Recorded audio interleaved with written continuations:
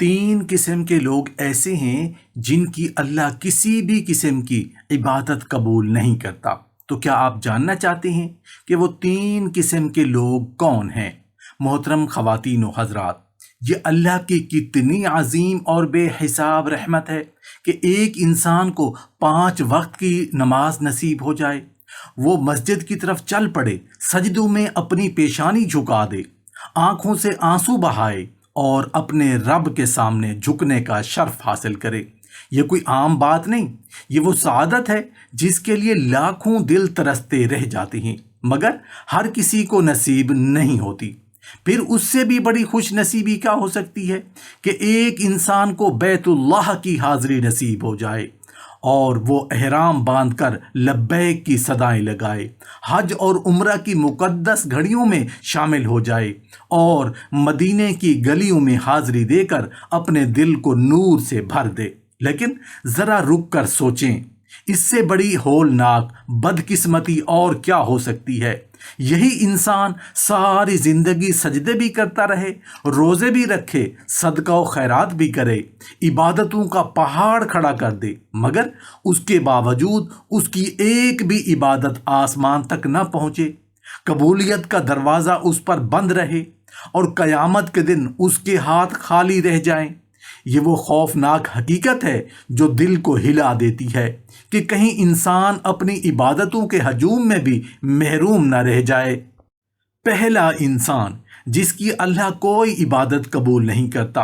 ایک انسان پوری زندگی عبادتوں کے سمندر میں ڈوبا رہتا ہے، اس کی زبان پر ہر وقت اللہ کا ذکر ہوتا ہے، لوگ اسے دیکھ کر رشک کرتے ہیں، مسجد کی پہلی صف میں اس کی جگہ ہوتی ہے، رات کے اندھیروں میں وہ تہجد کے سجدوں میں آنسو بہاتا ہے، رمضان آتا ہے تو وہ روزوں سے اپنے جسم کو کمزور کر لیتا ہے، حج اور عمرہ کی سعادتیں اس کے نصیب میں آتی ہیں۔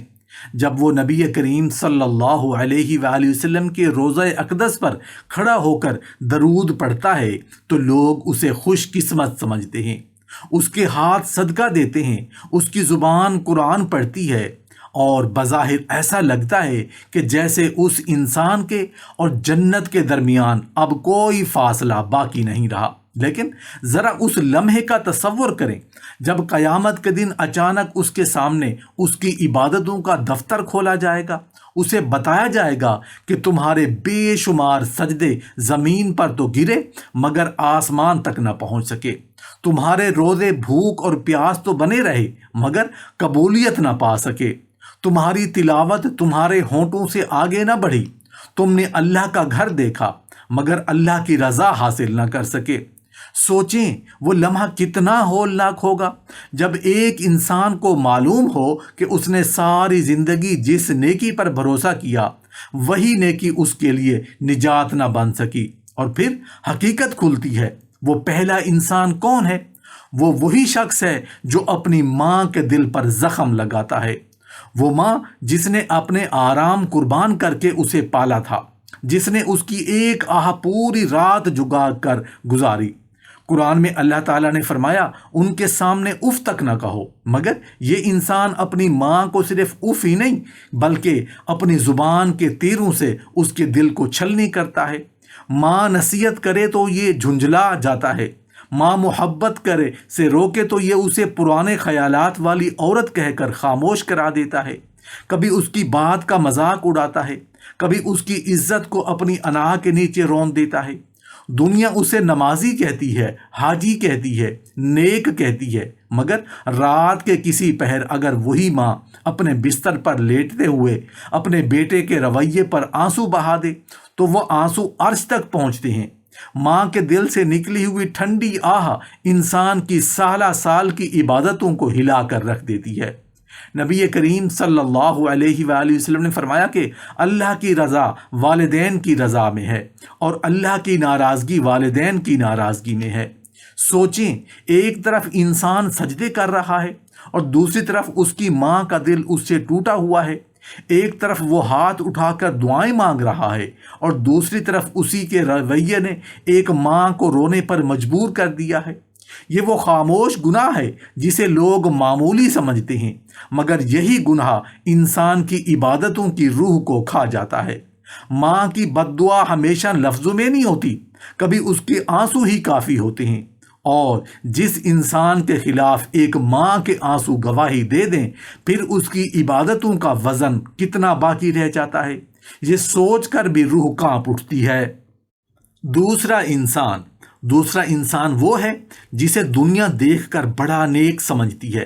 اس کے ہاتھ ہمیشہ دینے کے لیے آگے بڑھتے ہیں، کبھی کسی غریب کی مدد کرتا ہے، کبھی کسی کی فیس ادا کرتا ہے، کبھی کسی ضرورت مند کے گھر راشن پہنچاتا ہے۔ لوگ اس کی سخاوت کے قصے سناتے ہیں، اسے رحم دل انسان کہتے ہیں۔ بظاہر ایسا لگتا ہے جیسے اس کی نیکیاں آسمانوں تک پہنچ رہی ہوں، لیکن ایک ایسا زہر ہے جو اس خاموشی سے اس کی تمام عبادتوں اور صدقوں کو کھا رہا ہے۔ وہ زہر ہے احسان جتانا۔ یہ انسان جب کسی پر خرچ کرتا ہے تو بعد میں اسی انسان کی عزت کو اپنے لفظوں سے روندنا شروع کر دیتا ہے۔ کبھی طنز میں کہتا ہے، آج تم جہاں ہو میری وجہ سے ہو۔ کبھی لوگوں کے سامنے اپنے احسان گنواتا ہے، کبھی کسی کی مجبوری کو اس کی کمزوری بنا کر یاد دلاتا ہے۔ وہ بھول جاتا ہے کہ جس ہاتھ سے اس نے دیا تھا اسی ہاتھ سے وہ کسی کا دل بھی توڑ رہا ہے۔ قرآن میں اللہ تعالیٰ نے فرمایا، اپنے صدقات کو احسان جتا کر اور تکلیف پہنچا کر برباد نہ کرو۔ سوچیں، ایک انسان سالوں تک خیرات کرتا رہے مگر ایک جملہ اس کی نیکیوں کو راکھ بنا دے۔ احسان جتانے والا شخص صرف دوسرے انسان کی عزت نہیں مارتا بلکہ اپنی آخرت کو بھی زخمی کر دیتا ہے، کیونکہ اللہ کے نزدیک وہ نیکی بے قیمت ہے جاتی ہے جس کے پیچھے غرور کھڑا ہو۔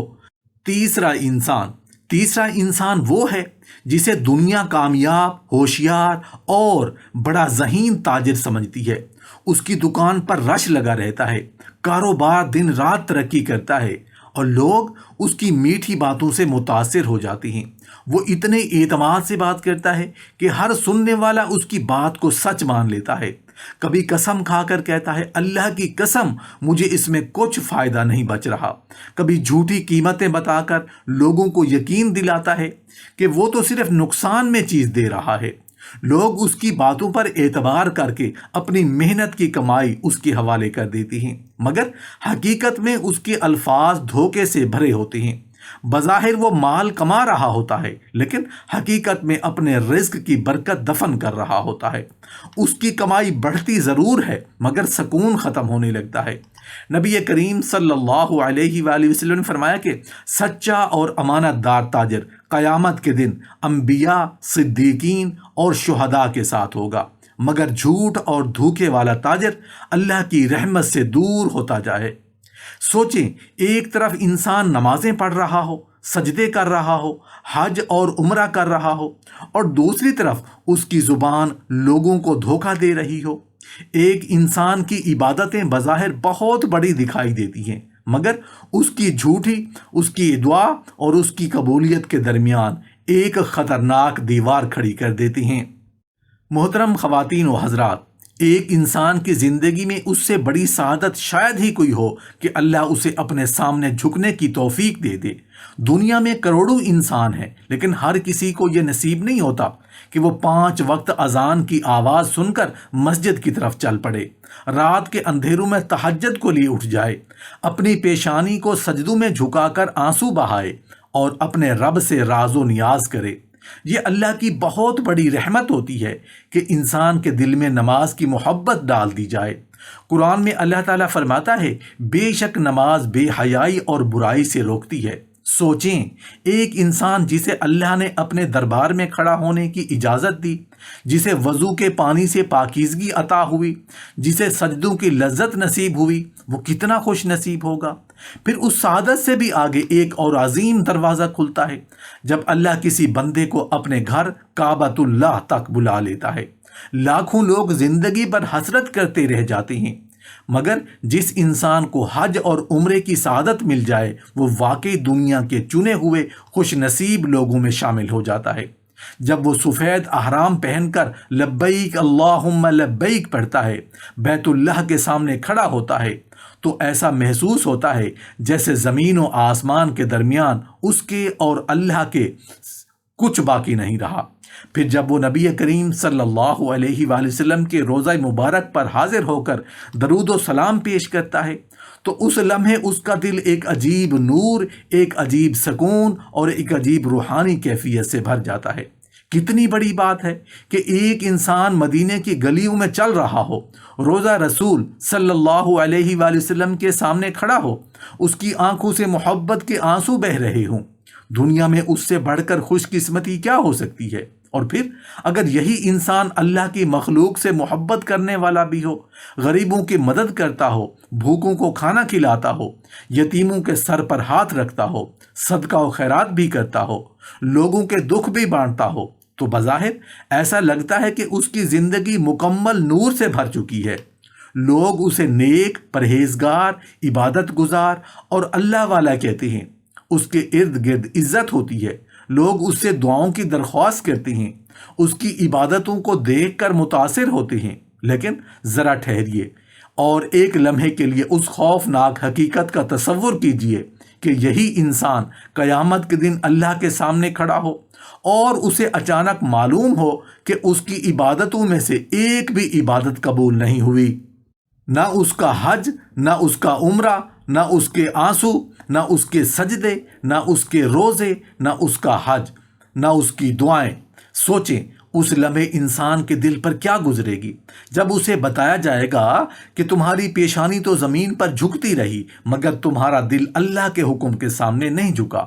تم بیت اللہ تک تو پہنچ گئے مگر اللہ کی رضا تک نہ پہنچ سکے۔ تم مدینے کی حاضری تو دیتے رہے مگر تمہارا کردار نبی کریم صلی اللہ علیہ وآلہ وسلم کی تعلیمات سے خالی رہا۔ تم لوگوں کے سامنے نیک بنے رہے مگر تمہارے اعمال کے اندر وہ زہر چھپا رہا جس نے تمہاری عبادتوں کو کھوکھلا کر دیا۔ قرآن میں اللہ تعالیٰ فرماتا ہے، اور ہم ان کے اعمال کی طرف بڑھیں گے اور انہیں اڑتی ہوئی خاک بنا دیں گے۔ یہ آیت انسان کے وجود کو ہلا کر رکھ دیتی ہے۔ ذرا سوچیں، ایک انسان پوری زندگی نیکیاں جمع کرتے رہے اور قیامت کا دن وہ سب بکھری ہوئی دھول کی طرح اس کے سامنے اڑا دی جائیں۔ اس سے بڑی بدقسمتی اور کیا ہوگی؟ اس بڑی تباہی اور کیا ہوگی کہ ایک انسان خود کو جنت کے قریب سمجھتا رہے مگر حقیقت میں وہ اللہ کی ناراضگی کے کنارے کھڑا ہو۔ یہی وہ خوف ہے جو انسان کی روح کو کانپتا دیتا ہے کہ کہیں ایسا نہ ہو کہ ہم ساری زندگی عبادتوں کا بوجھ اٹھاتے رہیں مگر قبولیت کا ایک لمحہ بھی ہمارے نصیب میں نہ آئے۔ محترم خواتین و حضرات، قیامت کا دن وہ دن ہوگا جب انسان کے تمام پردے ہٹا دیے جائیں گے۔ نہ وہ دولت کام آئے گی، نہ شہرت، نہ لوگوں کی تعریفیں، نہ دنیا کی عزت۔ اس دن صرف ایک سوال ہوگا، کیا تمہارے اعمال اللہ کے ہاں قبول ہوئے یا نہیں؟ ذرا تصور کریں ایک ایسے انسان کا جو دنیا میں حاجی صاحب کہلاتا تھا، جسے لوگ نیک، دیندار، عبادت گزار کہتے تھے، جس کی زبان ہر وقت اللہ کا ذکر رہتا تھا، جو مسجد کی پہلی صف میں نظر آتا تھا، جو تہجد میں روتا تھا، جو قرآن کی تلاوت کرتے ہوئے آنکھوں سے آنسو بہاتا تھا۔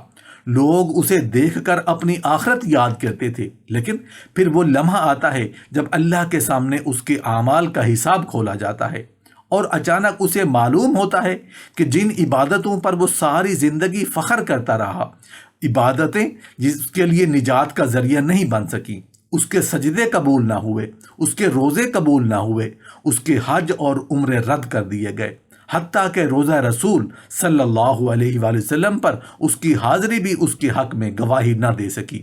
سوچیں اس لمحے انسان کے دل پر کیسا عذاب گزرے گا جب وہ دیکھے گا کہ جن نیکیوں کو وہ پہاڑ سمجھتا تھا وہ اللہ کے نزدیک ریت کے ذروں سے زیادہ وزن نہیں رکھتی۔ قرآن میں اللہ تعالیٰ فرماتا ہے، کہہ دیجئے کیا ہم تمہیں وہ لوگ بتائیں جو اعمال کے اعتبار سے سب سے زیادہ خسارے میں ہیں، وہ جن کی ساری کوششیں دنیا کی زندگی میں ضائع ہو گئیں اور یہی سمجھتے رہے کہ وہ بہت اچھا کام کر رہے ہیں۔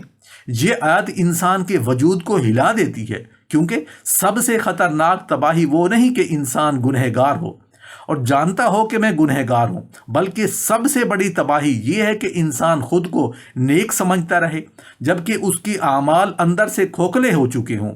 کتنے لوگ ہیں جو سجدے تو کرتے ہیں مگر ان کے دل تکبر سے بھرے ہوتے ہیں۔ کتنے لوگ ہیں جو حج کرتے ہیں مگر والدین کے دل توڑتے ہیں۔ کتنے لوگ ہیں جو قرآن پڑھتے ہیں مگر ان کی زبانیں لوگوں کی عزتیں کاٹتی ہیں۔ کتنے لوگ ہیں جو صدقہ کرتے ہیں مگر احسان جتا کر دوسروں کو ذلیل کرتے ہیں۔ اور کتنے لوگ ہیں جو مسجدوں میں کھڑے ہو کر اللہ اکبر کہتے ہیں مگر بازاروں میں جھوٹ، دھوکہ اور فریب سے لوگوں کا مال کھاتے ہیں۔ اور یہی وہ اعمال ہیں جو عبادتوں کی روح کو ختم کر دیتے ہیں۔ نبی کریم صلی اللہ علیہ وآلہ وسلم نے فرمایا کہ بہت سے روزہ رکھنے والے ایسے ہیں جنہیں اپنے روزے سے بھوک اور پیاس ملتی ہے، اور بہت سے راتوں کو قیام کرنے والے ایسے ہیں جنہیں اپنے قیام سے صرف تھکن ملتی ہے۔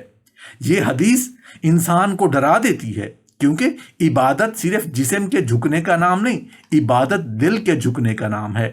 اگر دل میں غرور، ظلم، والدین کی نافرمانی، لوگوں کو تکلیف دینا، جھوٹ اور دھوکہ موجود ہو تو پھر ظاہری عبادتیں انسان کو صرف ایک دھوکے میں رکھتی ہیں۔